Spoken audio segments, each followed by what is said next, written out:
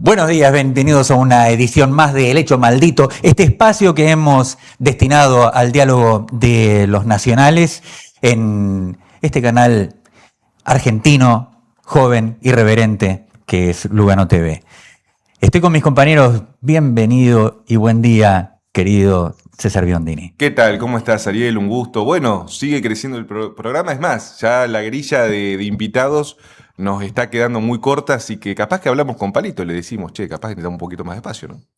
Bueno, siempre está abierto mal, eso, ¿eh? Mirá que arreglamos el hecho como para que tenga comienzo y terminemos con la facilidad de que no nos sigue un programa que nos limita. No, pero la generosidad... Si le tiramos, lo hacemos. La generosidad de la gente, la verdad que en la semana te llegan mensajes de todos lados, la verdad que muy contento y bueno, un placer siempre compartir. Y en unos minutos llega también Luciana Hidalgo, que bueno, estaba un poquito retrasada gracias a la frecuencia que nos impuso mi ley de transporte, ¿no? Que cada vez menor. Así sí, que desastre, claro. Todo para el negocio y todo para el ajuste. Exactamente. César, te propongo que nos presentes a nuestros invitados de hoy. Por supuesto. Bueno, primero lo tenemos acá el compañero que ya lo conocen en la casa, el compañero Ricardo de los 12 Apóstoles, que está en la lucha todos los miércoles junto a nuestros jubilados. Un gran compañero, bueno, que seguramente hoy tendrá muchas novedades que contarnos. Y también tenemos al compañero Nicolás Urclé, que es el referente, líder de la agrupación Esperanza Peronista de la ciudad de Buenos Aires, ¿no, Nicolás? No, es una agrupación a nivel nacional, se llama Esperanza Nacional. Esperanza Nacional, yo le digo Esperanza Peronista, perdóname. Esperanza Peronista empezó... empezó, no me equivoqué entonces. Cuando empezaron a denostar el peronismo, dijimos, bueno, nos llamamos Esperanza Nacional Peronista. Ahí va. Para que sea el movimiento nacional, o sea, nosotros venimos del movimiento nacional. Así que estamos en todo el país, estamos laburando, trabajando para lo que se viene y sacar a la casta que está ahí adentro, ¿no? Muy bien. Así que bueno, Ariel, y vamos a tener una mesa, bueno, y vienen muchos invitados, así que te dejo a vos ya en función del control del asunto. Bueno, tenía pensado rescatar una figura medular de la historia de la humanidad, no solamente de la Argentina, como fue Eva Perón. Ayer se cumplieron 107 años de su nacimiento. Y naturalmente, el peronismo institucional, los que han capturado el Partido Justicialista, que está en venta y en transferencia desde la década del 80, cuando el apuro por reinstitucionalización de la Argentina aceptó lo que viniera. Y la política resucitó con lo que tenía. Nosotros hemos... Muchos, por lo pronto, los que rondan mi edad, siendo jovencitos y viendo lo que significaba la apertura democrática, fuimos testigos de el modo en que lo más importante que parecía para la consideración de la clase política argentina era la recuperación de la democracia. Bienvenida, Luli. Ahí entró. Un segundo y ya entra. En esta decisión de que lo más importante es recuperar el voto, hubo los resultados controlados por la dictadura, por supuesto, y siempre sospechosos precisamente por ese origen que llevaron a la presidencia a Raúl Alfonsín, quien tuvo todos los permisos de la ciudadanía, porque lo más importante era sacarse de encima a los milicos. Tuvo permiso, por ejemplo, de hablar de que con la democracia se cura, se educa, se come, y luego no cumplirlo. Y, por ejemplo, de hablar de derechos humanos y de crímenes de lesa humanidad, y luego comenzar todo un derrotero que ya nos vamos a ocupar de él en otro momento porque lo merece, un derrotero que llevó a la impunidad de los que cometieron los crímenes de lesa humanidad y ensuciaron los uniformes que la patria les había conferido y el honor de portar las armas para terminar persiguiendo argentinos. Esta urgencia que tuvo la Argentina por incorporarse rápidamente al sistema democrático dejó algunos huecos en la política. Y bien, el Partido Justicialista fue el único que llegó con una herida gravísima de la que no pudo todavía, a casi 43 años, recomponerse del todo. Lo cierto es que a 1983, o a octubre de 1983, cuando fueron las elecciones, el peronismo fue el único partido que tenía decenas de miles de sus cuadros llamados a renovar la conducción y a hacerse cargo del momento presente de la Revolución Nacional, que es el mandato que tenemos los justicialistas, porque estas decenas de miles de cuadros que necesitábamos estaban muertos, desaparecidos, presos, exiliados o en clandestinidad, y esto no lo sufrió ningún otro partido de la Argentina. Soy categórico. Ninguno. La izquierda tiene un par de cientos de desaparecidos que lamentamos tanto como nuestros compañeros que han sido mayoritarios, porque la mayoría han sido jóvenes, trabajadores y peronistas. Por eso hablamos de decenas de miles. Una ausencia que nos impacta fuertísimo, porque luego, cuando el peronismo se encuentra por primera vez en derrota, tuvo la oportunidad de gobernar con el triunfo de Carlos Menem, pero el partido ya había perdido su destino. A partir de ahí, sufrió una especie de privatización. Siempre se puso al servicio del gobierno. Ya con Alfonsín se puso al servicio del gobierno de Alfonsín.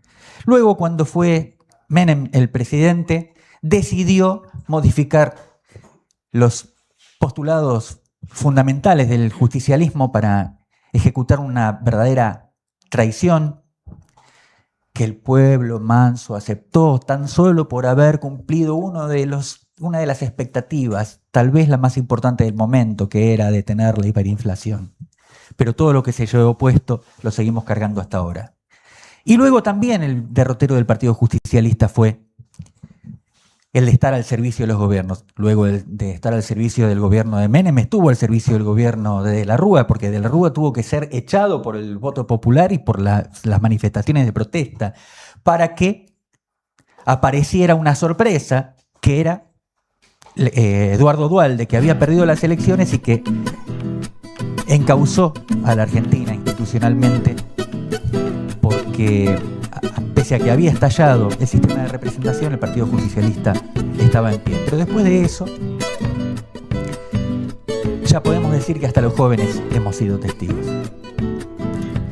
Y este peronismo institucional, estos que se han apropiado del Partido Justicialista, lo que alguna vez consideramos como la herramienta electoral del movimiento, que ha tenido el efecto de reemplazar al movimiento, porque ahora el movimiento no se mueve, sino es que está a la expectativa de qué es lo que pasa si los dirigentes se ponen de acuerdo y cuáles van a ser los candidatos, y no como el movimiento definía con anterioridad de que los candidatos emergían desde las bases, que lo que hacían las listas era reconocer la representatividad y la capacidad de los compañeros. No era el dedo de Perón.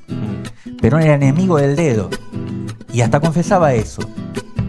Cuando las organizaciones libres del pueblo deciden quiénes son los representantes, yo los refrendo, y el partido hacía eso también. Los congresos hacían eso. Así se decidió la fórmula, por ejemplo, de Perón, acompañado de la leal Isabel. Pero este peronismo institucional, insisto, este PJ, ha decidido en los últimos años olvidar epopeyas de su historia. El año pasado se cumplieron, el anterior, en el 24 se cumplieron 50 años del modelo argentino para el proyecto nacional. También se cumplieron 50 años de la muerte de Perón, y fue verdaderamente lastimoso el recuerdo. Y ayer se cumplieron 107 años del nacimiento de Evita, y el peronismo institucional no se acordó. No estuvo en los discursos, no la nombraron los candidatos, no la nombraron los pretendidos o los pretendientes a candidatos, pero los peronistas nos acordamos. Pero no es casual que hayan decidido cancelar la figura de Evita, porque verdaderamente es imposible, a la luz de los acontecimientos y del desarrollo de la política argentina, que se repita una figura como la de Juan Domingo Perón, capaz de conducir y tener claro el destino de una nación. Pero en Evita, aquella que además siempre aprovechan para inventar colisiones con su amor y autor político que era el general Perón, la han usado precisamente para mellar al peronismo, porque representaba la fuerza de la militancia, el compromiso del movimiento. Perón lo conducía y Evita lo representaba cabalmente. La militancia peronista era como Evita, o quería ser como Evita. Una militancia que da todo por la patria. Evita estaba en los frentes. Evita no buscó que el derecho del voto femenino, por decir una cosa, uno de los ejemplos de logros que ha tenido esta mujer, y que ninguna otra mujer en la historia de la humanidad logró, y mucho menos en apenas 7 años de vida política que tuvo Evita en sociedad y bajo la conducción y bajo el amor de Juan Domingo Perón. Evita fue a buscar a las mujeres y las persuadió de la necesidad de consagrar ese derecho. Pero en el momento de consagrar el peronismo, consagró la universalidad del voto, lo garantizó por primera vez, creando un padrón femenino, y Evita consumándolo en la creación de un partido exclusivamente femenino, porque no era fácil romper con una tradición machista de la política, en el que si aparecía alguna dirigente tuviese que ver con que el marido tuviese tal o cual influencia. Evita no necesitó ningún cargo político, lo hizo desde afuera, desde la militancia. Por eso era el ejemplo de la militancia, para conseguir eso. Y Evita tenía un diálogo directo con los trabajadores, con los viejos, con las mujeres, con los necesitados, y tenía un concepto claro de lo que significaban los derechos, aquellos que había que encontrar en donde había una necesidad. Evita es el personaje más molesto, porque Evita no fue candidata a nada oficialmente, aunque la propusieran, y ni siquiera tenía ese tipo de aspiraciones. Quedó claro en el Cabildo Abierto del 22 de agosto. Pero además de ser una mujer sensible, Evita era una patriota.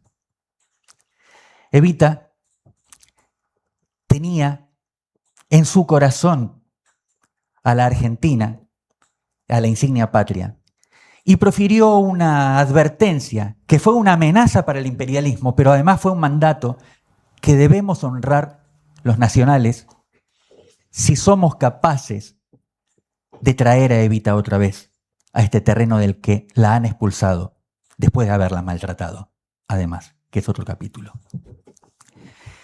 Sentenció Evita: la patria dejará de ser colonia, o la bandera flameará sobre sus ruinas. Si no aceptamos esa orden que nos dio la capitana, estaremos perdiendo la patria, la habremos rendido. Con este homenaje quiero abrir el programa de hoy y escucharlos. Bueno, Bienvenida, Luli. Gracias, Ari, gracias, César. La voz más autorizada, creo, una compañera para este momento. Bienvenidos a los compañeros que nos acompañan hoy en este panel. Muchísimas gracias. Gracias a ustedes por estar aquí y venir a compartir con nosotros este programa que bueno, tiende puentes, abre diálogos y bueno, nos invita a reflexionar también. Hablaba Ari de lo que es el partido y hemos transitado la vigorización del movimiento. Y eso también es esperanzador para aquellos que transitamos la militancia, porque bueno, no todos hemos nacido en un partido o hemos crecido a son de qué decisiones se tomaban en un partido. Entonces, el movimiento para algunos siempre fue lo más natural, lo más transitado. Y claramente que en la política hace un tiempo ya que se está queriendo generar ese puente, ¿no?, entre lo partidario y lo movimentista. Que lo partidario no puede nutrirse si no es de lo movimentista. Así que importante todo esto. Reflexionar sobre Evita también, la hemos nombrado en más de una ocasión. Hay una frase que decía Evita que, no era una frase, no era como una caracterización: no pudiendo ser Perón, yo prefiero ser pueblo, ¿no? Entonces, bueno, tenía una autenticidad, una naturalidad para con el pueblo y para lo que significaba esta conciencia del poder como servicio, ¿no? Que también lo hemos hablado en algún otro programa. Y que es algo que tampoco se habla mucho, porque tenemos una concepción del poder ya ahí fija y también un poco inútil, ¿no? A esta altura del partido, porque nada se transforma, nada tiene solución desde la visión del poder como dominio del otro. Y bueno, estos conceptos del poder como estar al servicio, me parece que hay que bueno, traerlos a la mesa y reflexionar sobre ellos. Hoy también es el día de la Virgen de Luján. Muy importante. Así que voy a mostrar. Tenemos una virgencita que vamos a sortear entre nuestros oyentes. La trajimos hoy, pero la entrega va a ser el programa que viene. ¿Cómo hacen para Así participar? Que durante el programa vamos a ir avisando cómo van a hacer para participar. Y bueno, César, te paso la palabra. No, yo primero me gustaría quiero avisarles, y esto es, también le aviso a nuestra producción, a Javi y a Gaby. En minutos vamos a tener la comunicación con Isia Recalde, si hay alguien autorizada para hablar de Evita y del rol de las mujeres en el movimiento, es ella. Una voz muy importante, Isiar, la verdad que hay que rescatarla. Y me gustaría, bueno, escuchar a los compañeros acá invitados. Empiezo con el compañero Ricardo. Bueno, es una fecha muy especial, pero aparte me gustaría un poco que nos cuente, bueno, cómo está la lucha. La semana pasada hablamos de la lucha de los jubilados. Y bueno, un poco qué lo mueve en toda esta reflexión que han hecho los compañeros. Buenos días a ustedes, ya los saludé. Buenos días a la audiencia. Me quedé con algo de lo que estaban hablando y que la gente que está hoy al frente del PJ ni siquiera se acordó ayer de la militante número 1, ¿no? Uh-huh. Y nosotros los viejos nos acordábamos. Una representación de los 12 apóstoles fueron a su tumba, donde descansan sus restos, o sea, hipotéticamente, ¿no? Porque no podemos ir a donde estaba ella. Fueron una representación de los 12 apóstoles a ese mausoleo. Que había un montón de gente, pero oficiales ninguno, o sea, la militancia estuvo presente. Primero, les comento esto porque Ariel hizo notar. Entonces, nosotros como somos militantes y militantes de base, y ya con muchas bases de 70 y pico de años, lo hago notar. Y después, bueno, lo del miércoles, otras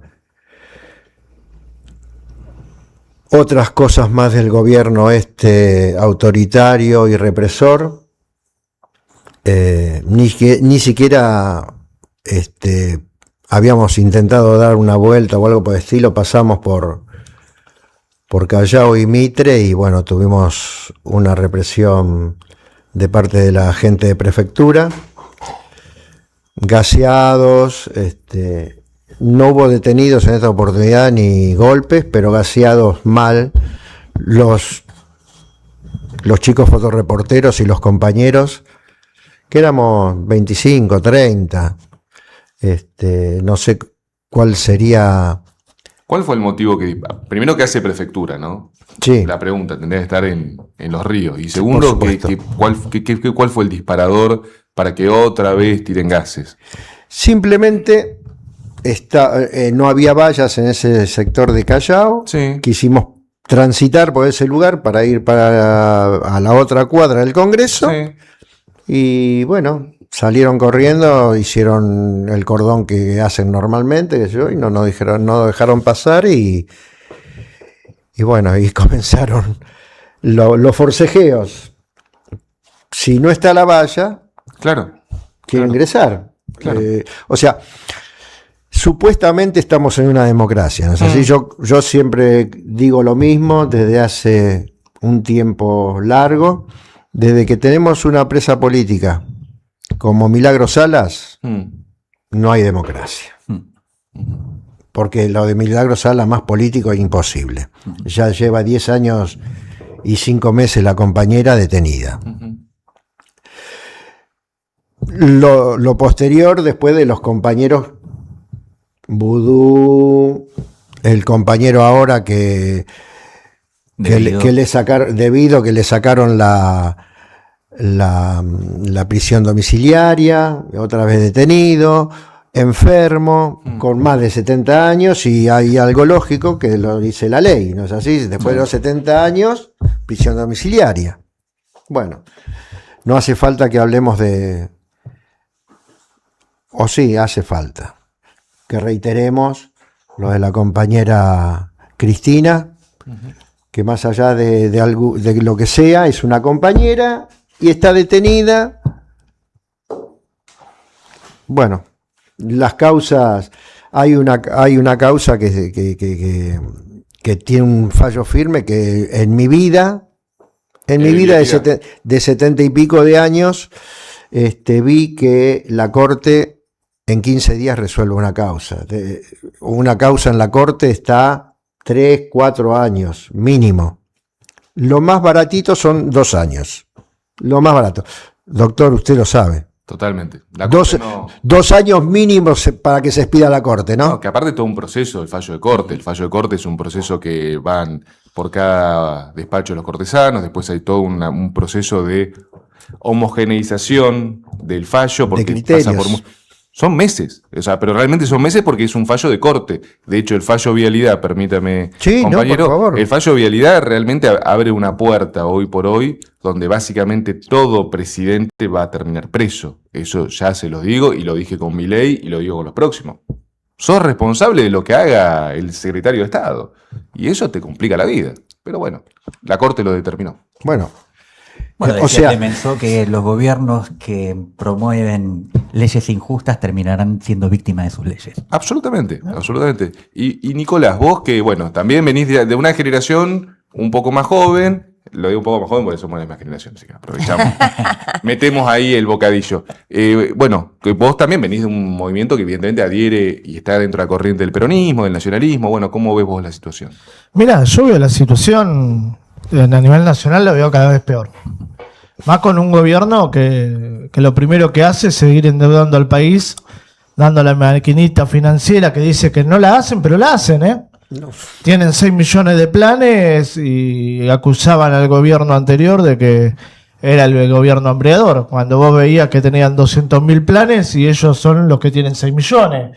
Cuando ves que la persecución, ellos tildaron de que ellos metieron presa a la compañera. Es un claro ejemplo de que no tiene la actividad de un gobierno democrático, ¿no? Cuando persiguen a los compañeros, cuando le pegan a los jubilados, cuando ningunean a los discapacitados, cuando quieren cerrar las universidades públicas. Este es un gobierno que viene con una injerencia de Estados Unidos e Israel. Está visto dónde se paran y dónde es la hegemonía política de ellos. Si nos remontamos a la historia, tenemos claro de dónde viene el modelo económico. El modelo económico de ellos es de Martínez de Oz. ¿Ah? Es el mismo modelo hambriador. Romper la economía nacional, romperle las pymes, romper las empresas. Total, a ellos lo único que les interesa es que hacen el toque de déficit fiscal con Amazon y con Mercado Libre. Es lo único que intentan sostener esa economía que no pueden sostener, generando emisión monetaria y tratando de poner plata en la calle para que no salga el movimiento nacional a protestar de la problemática que tenemos hoy en el país. Sí. Bueno, me parece. Bueno, es claro la situación. Yo creo que. Bueno, me parece que. A ver, y apelando, cerrando la ronda, ahora sí la cierro. Me parece que el tema de la figura de Eva Perón es una figura incómoda para una parte del justicialismo. Es decir, Eva Perón es una figura que te interpela, es una figura que invoca una cantidad de valores que hoy, lamentablemente, hay algunos dirigentes que no la comulgan. A ver, yo siempre digo que hay que destacar, no hubiera existido Eva Perón sin Perón y no hubiera existido Perón sin Eva.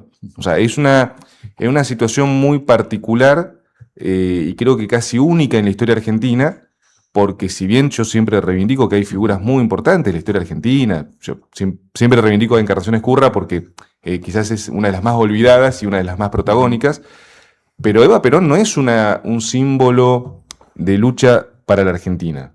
Es un símbolo de lucha para el mundo. O sea, las mujeres de todo el mundo, las mujeres luchadoras la reivindican. De hecho, hasta los ingleses vivos, cuando arman el famoso ese musical de porquería que armaron, porque ellos necesitan contar la historia al lado de ellos. O sea, claro. Es tan fuerte la figura de Eva Perón que los ingleses intentan apropiársela, deformarla y entregar un producto comercial que evidentemente está muy lejos de la realidad.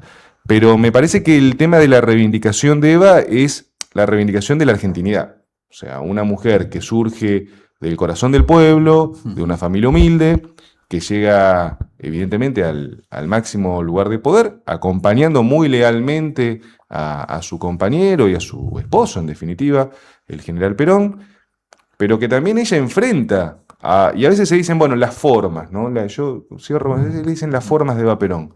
Está bien, pero ¿y las formas de la oligarquía cómo eran? O sea, la oligarquía, a ver, la Patagonia trágica, los ingleses cómo atacaban, cómo la sociedad rural se creía que era dueña del país. O sea, guarda. Está bien, quizás hoy a la distancia decimos, bueno, quizás no hubiera sido en este momento la situación. Pero gracias a Eva Perón se le puso un freno a la oligarquía. Gracias a ella se le puso un freno a los dueños del país. Gracias a Eva Perón nació la clase media, porque si no hubiera estado Eva defendiendo junto a Perón los derechos sociales y todo eso, no hubiera nacido una generación formada, una generación educada, y ahí hago cierre con esto que vos decías, Ariel, que me parece que es muy importante, que entender que en el golpe del 76 se destruye una generación. Vos fíjate que desde el 76 en adelante lo notás en algo muy básico, analizá los escritores argentinos. Después de la década del 70, más allá que hay excelentes escritores argentinos, no estoy diciendo que no, pero no están en el nivel previo a los 70. O sea, hay una generación que realmente se perdió, que recién ahora está volviendo a resurgir muy de a poco. Pero el proyecto nacional que existía, que era un proyecto que no habían podido detener los militares hasta ese momento. En el 76 sí lo logran detener, pero bajo un sistema muy anglosajón. Muerte y represión, que es lo que busca hacer Milei. Esa es mi reflexión. Compañero, no sé si está la compañera Isiar, porque veo ahí un logo y veo una cara feliz y es la profe. Nos ponemos auriculares. Bienvenida Isiar Recalde. Buen día. Hecho maldito. Muchas gracias, qué caras de compañeros queridos. Qué alegría que se han comunicado conmigo. Por favor. Yo, negro, como no me habías dado el visto bueno, yo me levanto muy temprano, me levanto 5:30 porque llevo a las chiquitas, salimos a tomar el micro a las 6 y ya empiezo el trajín, entonces estaba con auriculares. Mi vida. Bueno, gracias a Dios vi el mensaje, una alegría estar en comunicación con ustedes. Y es un gusto enorme para nosotros. Además, yo no quería abundar sobre la figura de Eva Perón sin consultarte primero, porque además te has tomado un trabajo enorme en el rescate de la figura de Eva, en el reconocimiento de esa santidad que le profirió nada menos que el pueblo argentino, y en el rol que le dio la figura de Eva Perón a la mujer argentina. Sí, sin dudas. A ver,